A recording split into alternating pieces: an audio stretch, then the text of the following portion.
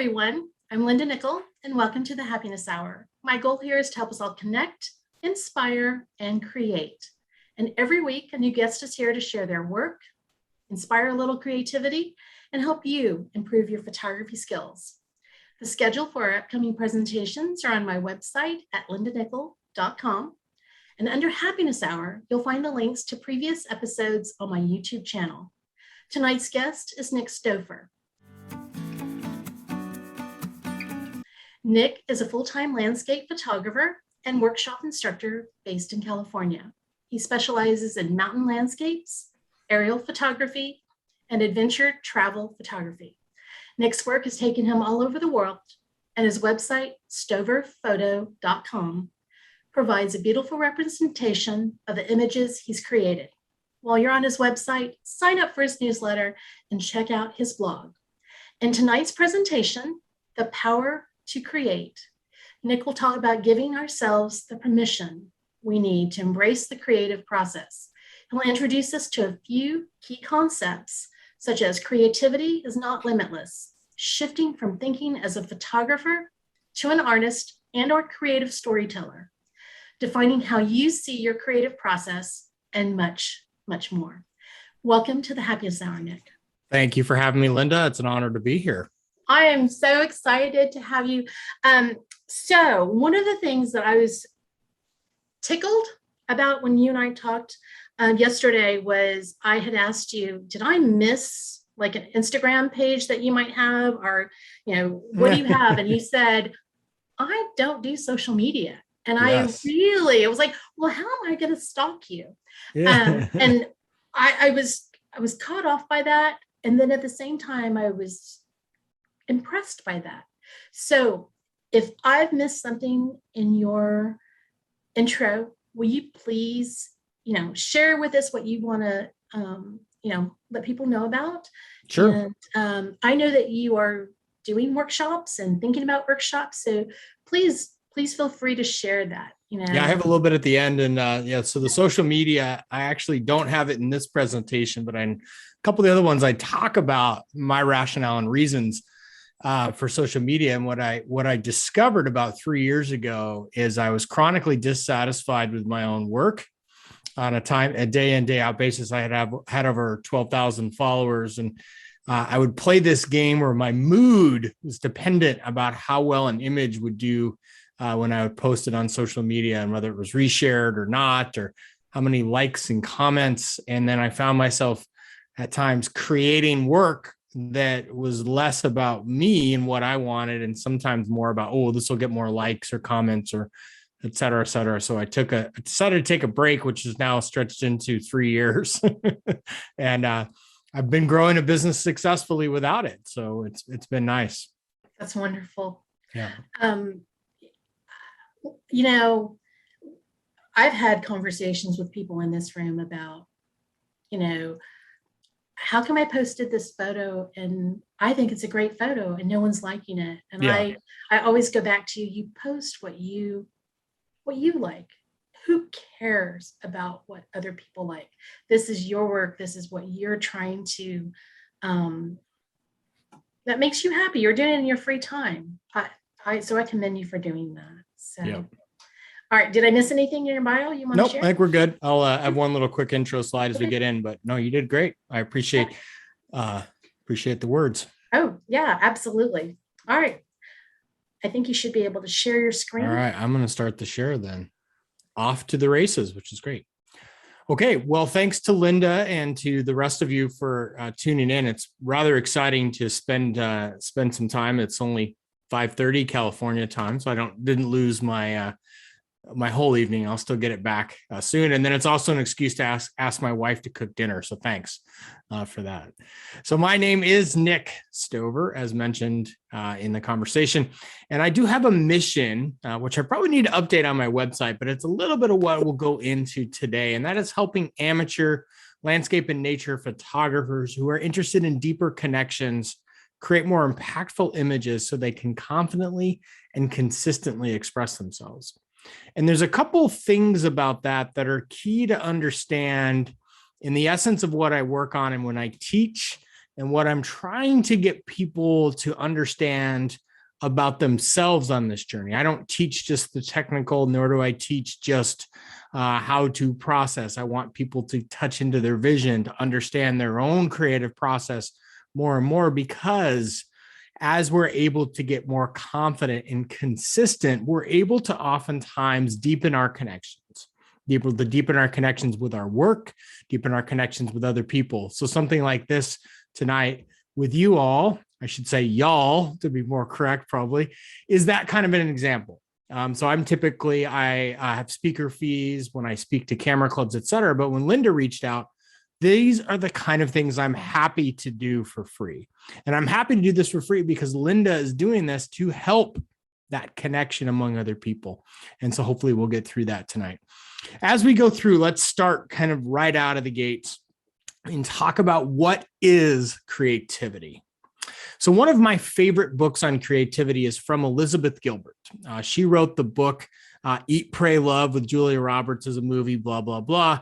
And I could care less about that book, even though that's got some merits to it. And the book I like is called Big Magic. And she wrestles with creativity in all sorts of different ways. It's a really honest look. And when she talks about creativity, how it can be a crushing chore, but it's also a glorious mystery. And she talks about how the work wants to be made and that it wants to be made through us. So thinking about this in our photography and how we approach things is interesting to think about how we generate ideas and perspectives where the images start to come to life for us as we're working scenes. This is an image in the Zion Narrows area, up by the subway in Zion, which was an area of just that total thing of enamoration for me. That being lost in the scene and the environment and wanting so much to create this image and to most accurately reflect the wonder of this just beautiful, beautiful waterfall within this canyon. But the truth is, as we generate these new ideas, we have opportunities, but we don't just float from high point to high point within our photography, within our creativity. We have to be willing time and time again. And if there's one thing I can reinforce and say again and again, we have to be willing to go through lots of shit ideas to get to the great ideas, sucking it up on the lollipop chart, so to speak, to get to the inside. And this is what I talk about when I talk about embracing the suck. I'm not saying photography always sucks. I'm not saying creativity always sucks, but we can discover and look at that because we look at the textbook of creativity. It's defined as the tendency to generate or recognize ideas, alternatives, or possibilities that may be useful in solving problems, communicating with others, and entertaining ourselves and others. So when we think about entertaining ourselves, that is so much of photography, of what we do and how we get and identify with our natural scenes and our surroundings, and we connect with other people. We're generating, recognizing ideas all the way through. So the second part of it, well, where does creativity come from, or measuring it? The roots of creativity literally come from the Latin words to create or to make. Creo means to create or make. So it goes back to the Latin roots. And Einstein, one of the more brilliant we could say out there, liked to think of intelligence or creativity as intelligence having fun. So can you measure creativity? There's been lots of different ways that people have tried, different ways of different people and how they see it. Or we have one here called the taxonomy of creative design, or the man that wrote one of the seminal books on creativity, where he tried to come up with the measurement of the social value of creative work. So here's the thing I want to say about measuring creativity. Any models whatsoever are complete and utter rubbish. All that is doing is measuring subjectivity on how someone else views what is creative or what is not. None of these models, and I put that in air quotes, models, take into account the most important part of creativity, the physical doing, but also the person and how they see the world, which takes us into each of us walking different paths. And there are factors that are actually correlated with creativity. And these factors and understanding these factors might influence or could influence your journey. So thinking about plasticity, how we explore and engage with novel ideas, scenarios, and objects. Linda and I were chatting briefly before we started about her love of tide pools here on the California coast. And I told her that is an example of plasticity. Very, very good. And that is seeing the world through the eyes of a child and through the lens of novelty. But we can't just be like, oh, this is great, this is beautiful, without some convergence. That is the ability to put the hard effort necessary to make our ideas tenable. Not perfect. It doesn't say perfect for a specific reason. Tenable. That's achievable. That's workable. That's part of the process, is to work towards outcomes of what we're going. And then divergence, a non-conformance mindset and lower levels of consciousness, which means seeing the world differently in our subconscious. So as us, plasticity, convergence, divergence, we're seeing things differently. We're willing to put in the hard work and the effort, because at the at the center of all this is where we can get them to merge and work together. And that is where we get creativity. So putting these parts and pieces together, and what can this actually look like within our work? So seeing the world through a child's eyes. Mark Twain talks about there's no such thing as a new idea. We simply take a lot of old ideas and put them into a sort of mental kaleidoscope. So if people out there that criticize people for unoriginal compositions or comp stopping or other things may be right sometimes, but oftentimes we as creatives are not taking that further step to look at things a little bit different, exploring that world with a little bit of novelty, discovering new ways to look at our subjects, how we can interact with them, see the scenes completely differently. So it doesn't matter whether it's the cracks of the mud in a desert playa, or the scars from branches off of an ancient tree, or the reflection of water within a mountain lake. I'm seeing the world as I'm creating these images differently. I'm photographing these images oftentimes slower, and I'm paying different attention to what is there. I'm playing around with novel concepts and ideas. What do these shapes or things remind me of as I'm seeing the world differently? The second one, which we talked about earlier when we go into convergence, is basically getting to work. So I love teaching photography, creativity, listening to people speak about their creativity and their relationship to their craft.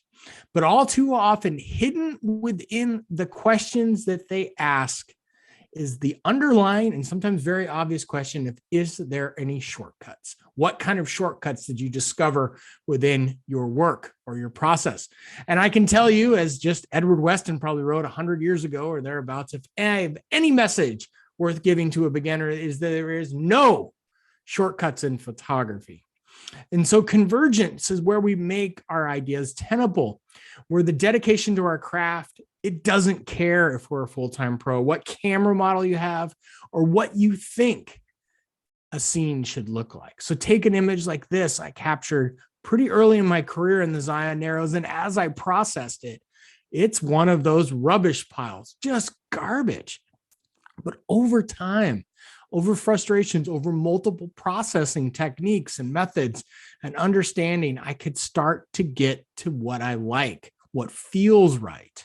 And I wasn't afraid the first time I failed to keep trying, to keep going, to keep doing the same things as I worked my way through. Should say different things as I worked my way through, which takes us into thinking about how we think.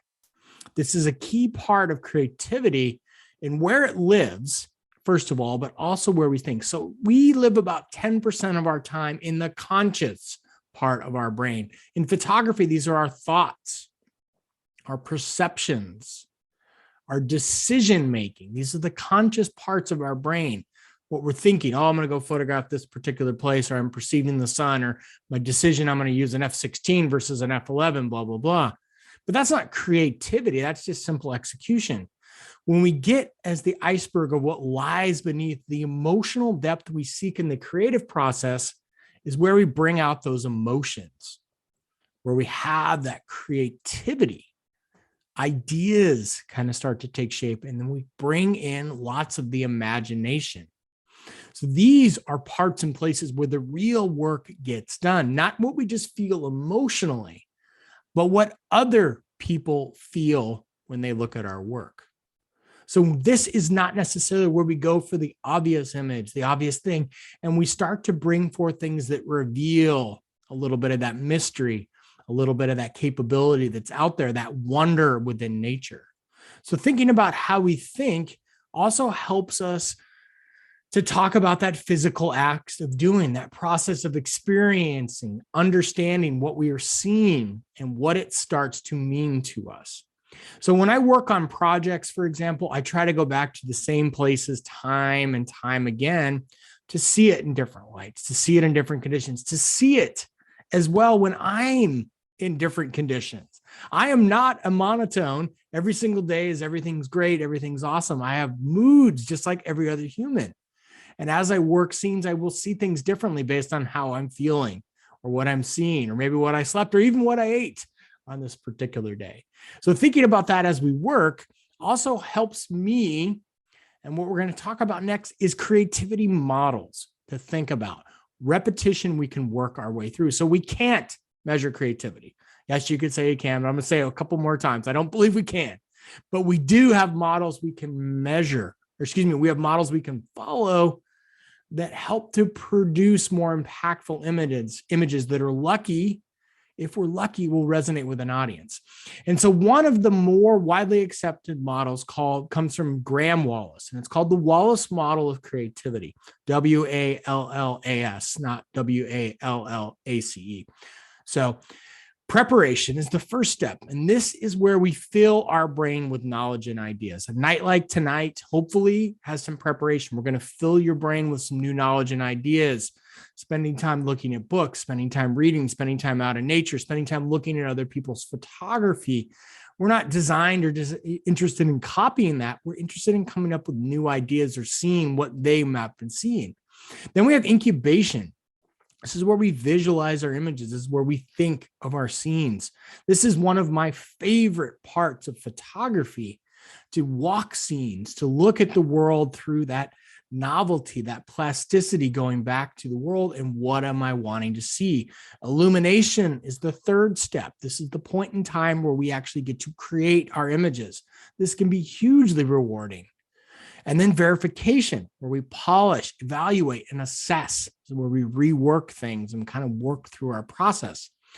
There's also a couple other models that get to a fifth step, and that is implementation, where we put the practices into work and we learn, working them again and again and kind of reiterating things all the way through. So what does this look like for me? So let's look at preparation. So I went to the Eureka Dunes in Death Valley this February. I had never been to this area before. I knew I was going to be dealing with some large sand dunes, but I intentionally didn't spend a lot of time looking for the exact images to replicate or what was going to be there. But when I arrived there on that morning, I didn't know what I had, what I was dealing, what I could expect, or what I could work with. So I started a creative process that I often follow.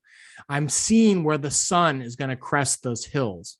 So sunrise on this particular day was 6:54 a.m. So what this is telling me by using photo pills is the sun isn't going to start to crest the top till almost 8:30. That means I'm not going to have any golden light to work with. It's going to be very kind of washed out, most likely, maybe still some low angle. So I'm going to need to plan accordingly. Well, what about sunset? Is that going to project anything different? No, this valley is pretty deep. We're going to be that sun's going to be way down on the horizon before sunset. So, okay, what do I work with? How do I want to work with this scene? Which takes me into what I said, my most cherished process, and that is incubation. This particular time or case, I was able to take a walk and allow things to incubate. I don't think I even had my camera with me. All I had was my iPhone, and things start to take shape. This is where I can oftentimes see what I'm connecting to within the landscape. What kind of things are present? What kind of light? What kind of textures, shapes, compositions? What is drawing me in to the scene and potentially producing what I would want to demonstrate? So then I go from incubation to illumination, that point in time where I let things kind of ruminate through and kind of come up with what I think I want to create, where we get to harvest, where we get to see how those things that grabbed us, the elements that lead us, and showcase the parts of the scene that we find compelling and maybe we wanted to capture. So it doesn't have to be the same scene time and time again. It can be different settings, flowers, insects, whatever else, understanding, wow, I'm really attracted to that part. So what conditions would need to be present to do that? And then we have our verification, polishing, evaluating, assessing. So for me, sometimes it gets technical in here, very rarely, but this case it did. So I needed to focus stack this image, 7 images, focus stack to get the depth of field I wanted. This is taken, if you go back to this image here, at a 14 millimeter wide angle image, which means, sorry. Oh, sorry, no, I actually had the right slide. My bad. So this means that this dune in the background now looks small. This 500-foot sand dune now looks teeny tiny because I've exaggerated the textures within the cracks here to accentuate and bring you into the scene. So this is a focal length of 36 millimeters, which coincidentally is about the same focal length our eye sees or witnesses the scene that's there. So for me, I evaluated my image, and my intent was my image to show a small dune in the background, or was my image to just show a big dune? Well, my intent was to show both. So I'm using that creativity, that refinement of skills, that focal length blending technique, simple, 2 exposures taken from the same space, just different heights, and blend them in together to what I want that image to represent.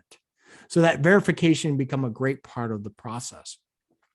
So we have the creativity model to think about, but within that confines, I guess I could pause and see if there's any questions before we move into the characteristics of creativity. No, I don't see any yet.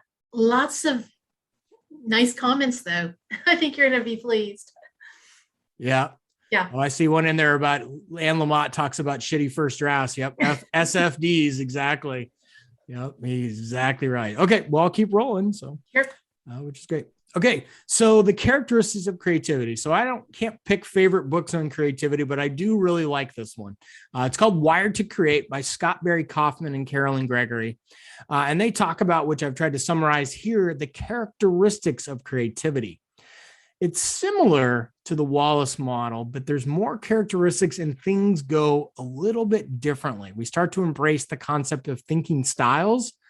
We also start to talk about the love of one's work, which is largely missing from the Wallace model or the characteristics, but the other part is psychological resources and really understanding what that goes. So let's look at what this is or what it looks. So adopting the first one, stage 1, general intellectual functioning knowledge. And I call this one adopting a professional mindset. And this is what I'm talking about, or what I'm going to talk about is an actual intellectual and functioning knowledge of your craft. And this comes from a couple things. Well, first, this is one of the 3 big bookcases in my office. I am loaded up all the time on maps and books and everything else, lots of different ideas, lots of different concepts, different ways to think. And it's not because I'm better than anybody else. I'm holding anything over somebody's head. It's because, as Stephen Pressfield talks about in The War of Art, the professional dedicates themselves to mastering techniques, not because they believe technique is a substitute for inspiration, but because they want to be in possession of the skills when inspiration does come. So this professional mindset is about having the skills or recognizing what deficiencies you have to be able to bring forth the inspiration of what we go through. So putting that portion of the professional mindset thing doesn't mean you have to declare you're a full-time professional photographer, which kind of goes to what I call skills relevant to the activity and brings me to what I call cohesion in my creativity. This is where we notice more than we look.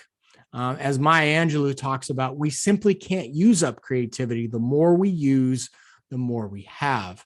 This is where we start to see specific elements that make up the whole of the image and how they interact. So the creative approach to the scene, are my creative skills bringing about clarity within this image and conveying what I want them to? So I use that baseline knowledge and I'm able to navigate different challenges, everything from the extreme dynamic range. This is a single image exposure to getting the proper sun star by using the technical skills, f16 wide angle lens, but also putting myself in a place, in a position to be able to use the lighting in a couple different ways, with the triangle pointing back through into a point of interest, the warms and the cools, etc. So understanding how I can cohesively approach the scene versus just like, oh, cool, sea arch, take a picture. No, what goes into what can lead the viewer into the scene more cohesively. So that's the skills relevant to the activity. And I'll oftentimes get it wrong. Won't see something, maybe I won't properly capture, but sometimes I do, I get it right. So that goes through. And then stage 3, the creative skills and thinking styles. So I love teaching. I love teaching or interacting with clients. The more interaction I have, the more learning I discovered the different ways that they see the world. And as our ability as creatives come from the way our show our work, it also comes from how we listen. I think I will do nothing for a long time but listen and accrue what I hear into myself and let sound contribute toward me. Mr. Whitman spoke those words a long, long time ago, but oftentimes it is for me those thinking styles of listening and slowing down. I see you had, I think it's the slow photography movement founder on at one point in time, and really slowing down and thinking and listening to what the scene is. And so this particular one here, these are not blue bonnets. They are officially California lupine, but you can call them blue bonnets if you want. It's just here in California. But listening to the scene and walking the scene and being present to think about what I wanted to accomplish, what I wanted to share, what I wanted to show, the wonder of the sky, the beauty of the flowers, that magnificence of an oak. And so how can I cohesively bring these together, which is not too dissimilar from something like this. So this is a bristlecone pine root. Bristlecone pines, if you don't know, are in the Great Basin area of Nevada, California, and I think a little bit of Arizona. Could be wrong. And they are the oldest living creatures on the earth. Some of them almost 5,000 years old. And this was an upended tree in the bottom of a root. And I couldn't get enough of this particular scene. The light kept changing. I loved the shapes, the lines, the textures, kind of shaped as it going down. So rather than spend time on this image and move on, I spent time and kind of saw things differently. You know, as I processed the image, I saw a goblin in this particular garb. I didn't know what I saw in this particular orientation. This particular one kind of really was flowing down or exploding like a fan. And I ended up settling on this one, using my creative skills in a different representation than what I saw in the field. People have thought, wow, is that spreading mud? Someone called it, is that sea jerky? I don't even know what sea jerky is. But I had that opportunity to see the scene differently, process the scene differently. And I can imagine this is going to be one I go back to again, which is kind of fun. So the fourth is the psychological resources. And I know I'm from California, so I got to be a little touchy-feely. The words self-care are probably well overused. But this is a key part of the neglected part of many people's creative journeys. And that is the psychological resources to help us cope and get through our days. There's a lot of us that turn to photography as a way to express some portion or find some solace or respite or expression. Myself, I was raised in a household of addiction and by a mother and a father who they themselves didn't have any psychological resources to help them cope with the realities of their lives. They did the best they could. And I'm grateful to be part of this world and the sacrifices they made. And I was on my way to repeating some of their patterns when I chose to take a different path. Creativity became my way to cope. And I started to really find myself as I quieted my mind. So I now meditate daily. And it's in this place I get access to my thoughts that lie beyond kind of the everyday noise that's there. I also found some really inspirational stuff in the book called The Artist's Way, routines that feed my creativity in really healthy ways. If you haven't done The Artist's Way, it's a commitment. I think it's about 45 days. I can't remember if it's 45 or 90, but it's a phenomenal book that will help you to kind of suss out different parts and pieces. Before I read The Artist's Way, I didn't even call myself an artist. I rarely speak of myself as a creative. I'm just a photographer. Now I can embrace that part and piece of me that's there.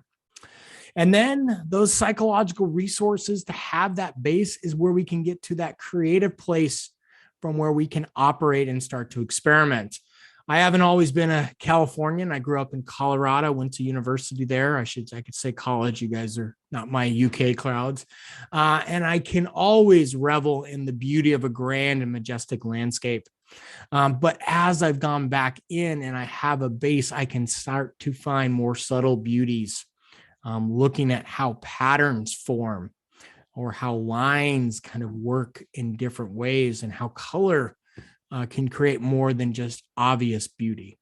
And so as I become more grounded back to myself and my work, these are the kind of things that became possible, not chasing from one shot, one place to another for the epic shots or anything else, but really slowing down and looking at things differently. And then the final one of this part is, what flavor of shit sandwich do you want to eat? And that's the whole running joke for the rest of your life. And that's choosing what portion or part we want to suffer through or struggle through or whatever else. And for many of us, or I shouldn't say many of you because you're here tonight, but I've taught plenty of clients over the years that have just flat out given up photography because they weren't willing to go through those struggles.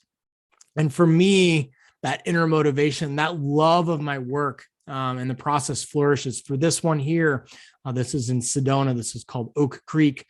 Yes, that is ice that's formed all the way. There's water there, but there's ice all the way there. And I'm standing in this ice cold river taking images. My feet were completely numb. My hands were freezing. I had to go over to the bank and do push-ups and jumping jacks to warm up. And I couldn't have been happier. I was more in the moment. I was so present. I was just loving what nature was giving me out that day. So I was willing to eat my shit sandwich that day of frozen feet and cold hands. And I will continue to do that because that inner motivation is what keeps us out late or pushes us to find new ways to look at a scene. It's oftentimes what gets us up early to try to get out maybe and get those variables to align. What are we looking for to bring forth in our images? Inner motivation pushes us to see the light in our landscape in different ways. And it also can give us that strength to try something new. So for me, trying something new, photographing something as abstract as sea foam. Yeah, I was enthralled with sea foam, hours of photographing the sea foam as it came in and sprayed and splashed and went all around. And what did it look like, whatever else. So these are the kind of parts and pieces when you love the work and what you're doing, you can get back out there. So the last bit of the models I'll show, and then I'll share some of my truths and a couple of things, is a kind of a very dry science piece that I found at one point in time. And it's from Shelley Carson, and it's on creativity and psychopathology. And it's called the model of shared vulnerability. Within this really dry literature piece, which I would not recommend, we started to get to the bottom of something that's really interesting and something I've questioned a lot myself. So you'd think of the likes of Van Gogh or the likes of Sylvia Plath or some of the others of the tortured artist, the tortured creative, the one that has the drinking problems or the one that can't interact with in other societies, et cetera. And I've always wondered why. So we have creativity on one side and we have psychopathology. And psychopathology is the study of abnormal cognitions, behavior, and experiences, which occur to social norms and rest upon a number of constructs that are deemed to be the social norm. Yes, I read that. I couldn't think of that off the top of my head. And so on the psychopathology side, if we spend too much time here, too many times we start to see working memory deficits. We start to see us acting out of self-preservation as well. So these are not qualities we want to be able to demonstrate within our work. But you will see this oftentimes in some of the most gifted creatives. They're acting out of self-preservation themselves. They're acting out of working memory deficits, et cetera. These are the hermits, the loners, the ones that don't need to connect with others. And this is not a healthy part, but creativity is the working skills. These are called our protective skills, where we get into things like working memory skills and cognitive flexibility, which we'll come back to. But in between these two, and this is the really interesting stuff to consider and why I put this chart together, and that is what's called shared vulnerability. where we depend on vulnerability factors to do our work. So things like attenuated latent inhibition. Sorry. And that latent inhibition is where we can selectively ignore the constant stream of incoming stimuli. We live in that day of age. So we have to be attuned to what to listen to and what not to listen to. We listen to too much, we go into the psychopathology portion of things and start to develop. And we listen to just the right amount, we're working on our cognitive flexibility, which is also similar to our preference for novelty. So that preference for novelty is not going from high point to high point. It's moving through those periods of doubt and living that grounded life. If we're always pursuing that novelty, we're always pursuing that high, we're going to be developing all kinds of issues that are systemic with addictions and chronic dissatisfaction, which is not what we want in our creative model. And then the final part of shared vulnerability is that hyperconnectivity. So we need to be able to shut off the inputs or the voices.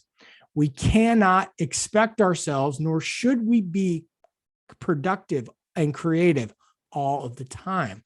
So we have to find healthy ways to shut it down. Otherwise, we're going to be shutting it down with substances or processes or burning out. So understanding hyperconnectivity and how we can turn it on just the right amount, just the right, not too much, not too little, kind of the old Goldilocks scenario.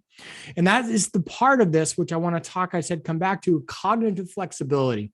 And I'll talk about this related to our photography and how I think it's a really powerful concept. So cognitive flexibility allows a person to entertain information from more than one perspective and is associated with the trait of openness to experience, the personality trait most often associated with creativity. So that openness to experience.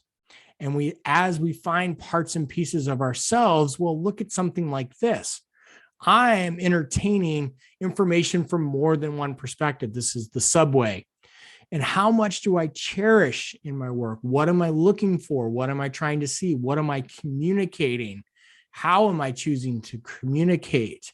What cognitive flexibility means is there's more than one right answer.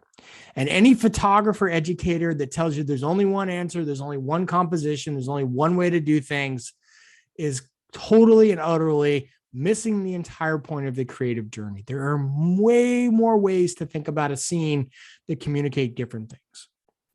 So 7 truths I've discovered on my creative journey that maybe you yourself can use as we work through. Well, we need to selectively apply our creativity. Going back to the high school chemistry days, there's a thing called a titrator. And that's the idea of slowly dripping in ideas versus approaching things like with a fire hose. So doing small things in our process and seeing how it responds before we do large doses. So if we only have a limited amount of creative gunpowder on a given day, a given week, any point in time, we can choose to load it all up and fire at one specific target, or we can take small creative steps before starting to do bigger creative outlays. So this is experimentation in a lot of our work. What do we really like? Before we go buy the brand new baby lens, maybe we try different types of macro photography with what we have, or we rent a lens. Before we plunk the money down to go on that all expense paid trip to Antarctica, we do a little research. We photograph some birds and some environments in our areas. So selectively applying our creativity can be very helpful, just like standing up and declaring our intent. So I like the words of Arthur Ashe. Start where you are, use what you have, and do what you can. And what he is talking about here is not perfection, because way too many of us are wired towards perfectionism within our work. Oh, I'll do this when this is that, or I'll start this when this is that, or I won't be able to do this until this is that. And for me, even, for example, when I got started, I mean, look at my logo, aerial, landscape, travel, commercial. I didn't know what I wanted to do, but I was willing to declare my intent and to put it out there and to see what sticks. So very little of it stuck from when I put it out there in 2017 to what I'm teaching now. I wasn't even teaching classes, wasn't even on my radar back then. And now it's the majority of my time is spent teaching. So declaring my intent and putting it out there, I'm not married to that forever, but I'm working and evolving. And that's being willing to put ourselves out there. So one day you will wake up and there won't be any more time to do the things you've always wanted to do. So do it now. So the last time I was in Texas was in 2018, and I traveled there for a 4-day portfolio review as part of what's called Photo Fest. And I was completely out of my element. I was completely unwelcome to a degree. And the third person I saw and that reviewed my portfolio told me my images were too perfect and they looked too much like postcards to bring up any interest among collectors or anyone else. And so this experience was brutal. I think I had 16 portfolio reviews over a couple of days. I met some very nice people. I met some very rude, snobby art people. But what I was able to really understand was how to start to shape and craft parts and pieces of my message, and maybe what I did want to do or not want to do. So putting myself out there, subjugating myself to independent views of my work was actually helpful. Later that year, I summoned the courage to enter the Landscape Photographer of the Year contest to gauge where I stood. Understand a little bit of what maybe it would take if I wanted to pursue contests or push my work further, or just to get a sense of what it felt like for me to enter. It was the learning experience from there. I entered other contests. I've gone on to win some contests. I've gone on to place. I've gone on to do well. And ultimately, I've actually withdrawn from a lot of that contest because that's not the affirmation I need within my work. That's not what I was looking for, but I'm at least aware of what types of scenes or situations or kinds of ideas that different contests have or whatever else. But putting myself out there, I didn't really get me. Without putting myself out there, I wasn't able to really define who I was or what I wanted to do. Embrace the intensity of the encounter. So another one of my favorite creativity books is from Rollo May. It's called The Courage to Create. And he talks about something he calls the intensity of the encounter. So we can have great talent and truncated creativity, which is the case with F. Scott Fitzgerald. So this was a man that was exceptionally talented, but incredibly uncreative. He wrote The Great Gatsby and other books. And then we had the other side of the proverbial coin, Thomas Wolfe, a person that was said to be highly creative and yet was a man without talent. But Wolfe threw himself completely into his work and the challenge of writing. He became great by the intensity of the encounter. This falls into one of my personal mottos: if in doubt, create. So for me, it's a constant creation. How many times am I going to get it right doing the black and white or trying a new processing technique or a new field technique, et cetera? I'm not here to say I'm the most talented person out there. I'm here, maybe my legacy could be I did not suffer from truncated creativity and I kept going. The other thing is, don't get through these times alone. We're in still challenging times coming out of that. Groups like this, like I mentioned, are phenomenal. I appreciate the intention of what Linda does of inclusion and whatever else, because the best way out is always through it. And there's other great organizations. The Photography Society of America, it's $40 a year to join. You can join critique groups within there of your particular genre. These are peers that are overseen by professionals. These are not Facebook, Instagram type feedback of sweet tones, bro, or something else.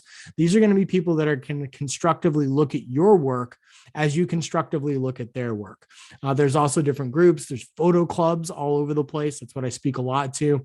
So you can see about groups, clubs, organization. Meetup is a tremendous resource as well. There's groups all the time forming both locally and online stuff. And then there's landscape photography, podcasts galore, et cetera, that you can start to connect to that community. I remembered Linda from when she moderated out of Chicago a couple of years ago, and what she was able to do and kind of contribute back. And then define our goals, the second to last one, and then we'll talk about a couple other things. So I have a list of creative projects, and this list of creative projects, so when we hit COVID, or even in general, as I'm working through different things, I always have projects to work back on among spare time, among things or to be thinking about as I'm working. I also have a thing called my infrastructure project. I split my areas of designed learning into digestible chunks so I can put some logical order and structure. One of the most overwhelming things with any part of photography is just how much sometimes we feel we need to learn to be able to do a particular skill or progress. And what I found is if I can break it into small chunks of how to kind of get there, I can get there versus saying like, I am going to become a master at focus stacking, focal length blending. No, okay, well, I'm going to learn this first. I'm going to learn this second. Or maybe I want to do a book on trees in the future. Well, I could start to assemble what I have here, kind of define different things.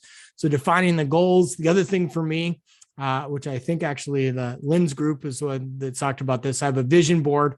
They told me it was my manifesto, like I was the Unabomber or something.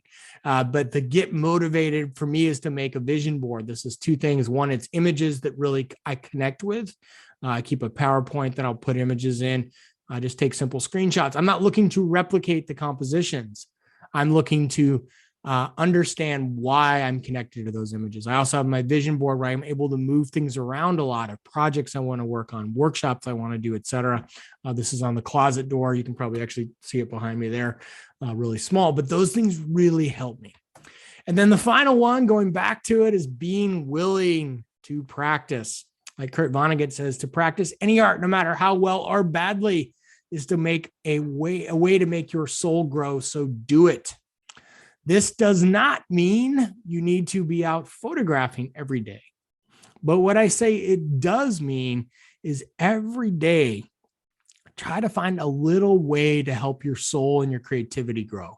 Doesn't have to be big or massive or grandiose. I mean, I just got back from 8 weeks in Glacier in Yellowstone, and that was leaps and bounds. I added almost 20% of my shots to my portfolio on this trip.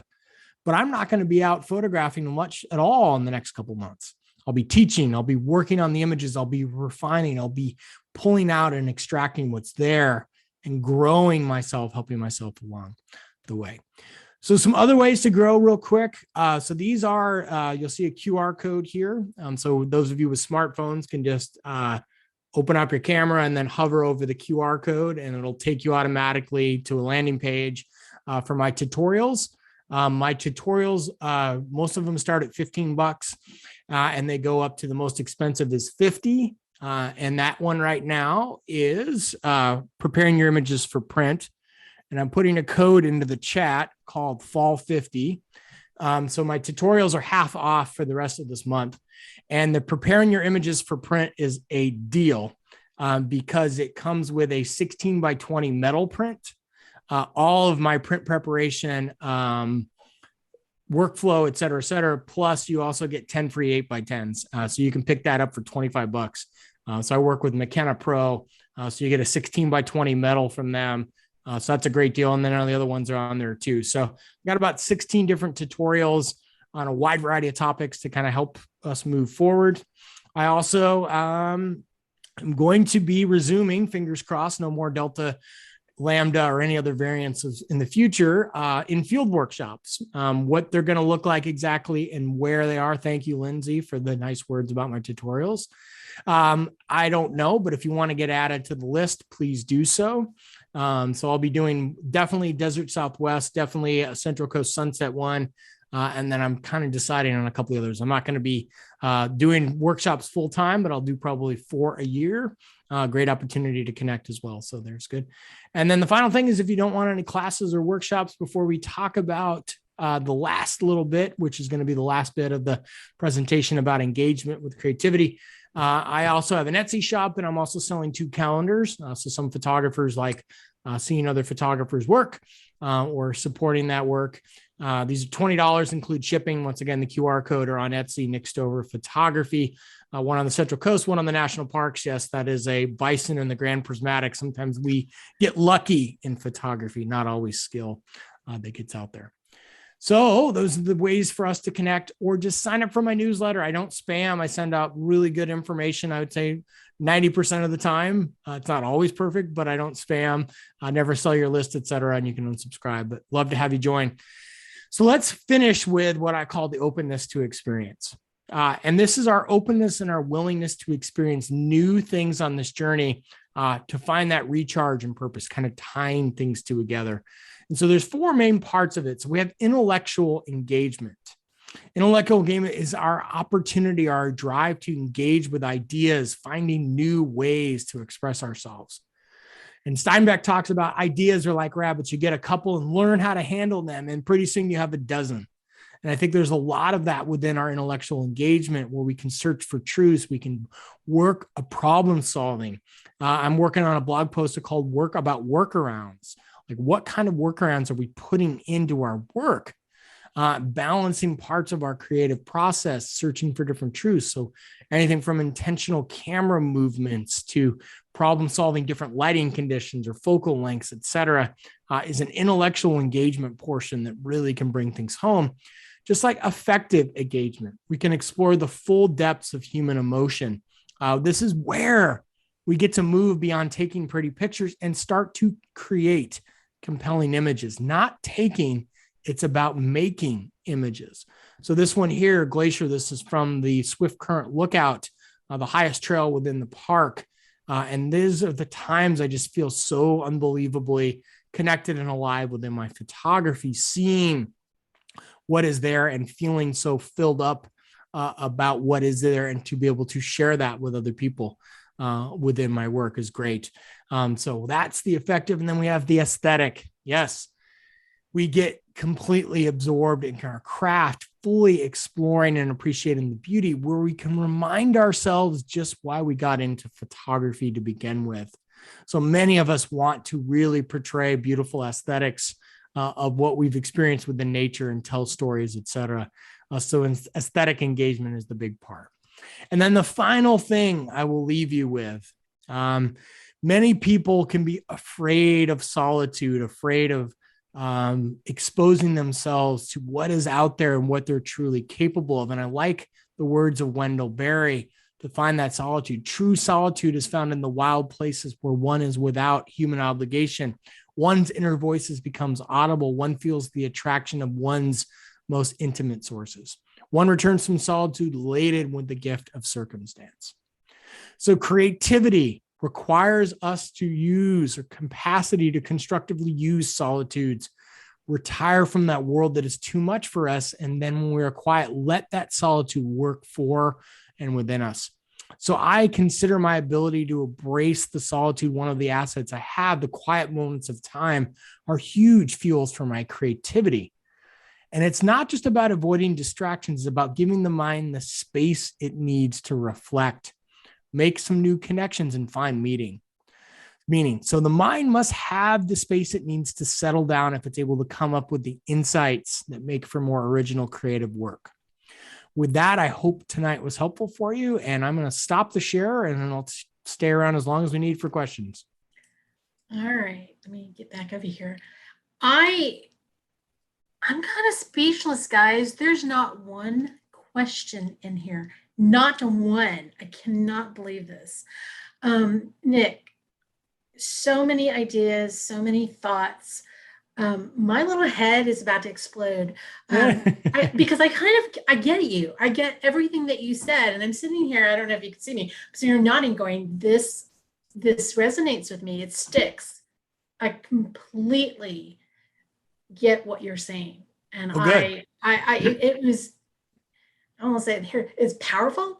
It was inspirational. There's a lot of inspiration in this very short presentation. And I could sit here and listen to you talk a little bit longer. So I was kind of like, one of the things that I did see in the chat, and I was sitting here, one image after another supported the words that you were sharing.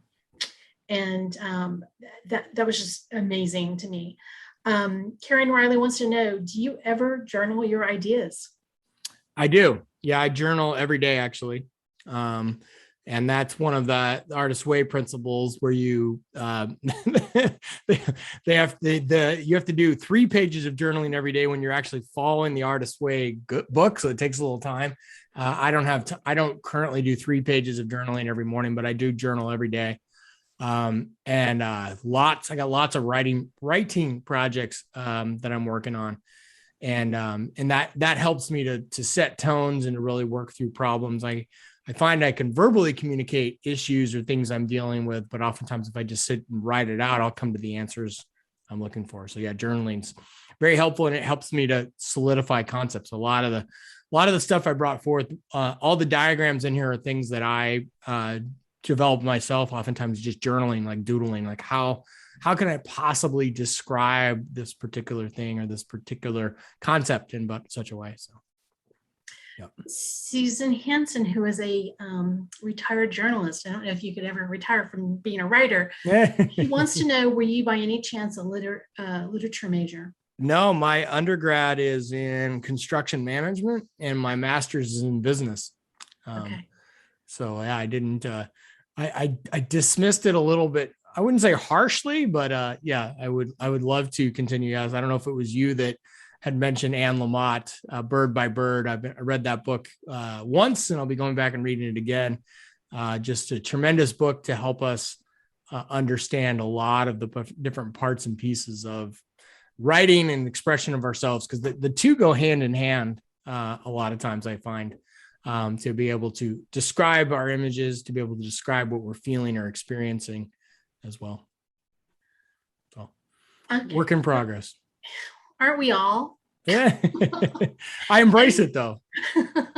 I'm beginning to embrace it, and I'm beginning to be tired, but the possibilities that just when you think you get good at something, you get this other idea, and then you kind of run with it. And I caught myself the other day wondering, can I get away with taking a nap? No one knows where I am. I should just do that. I take naps 5 days a week. So if you need me to write you a permission slip, I can. So I cannot even imagine that. Okay. So, Nick, when I was going through your website, I came across what you called a connection statement. And it really struck a chord with me, because I'd never seen, and when I say, throughout your website, because I do stalk people's websites, I'm really interested in what people are kind of work they're producing, and what people put on their website is going to be their best work.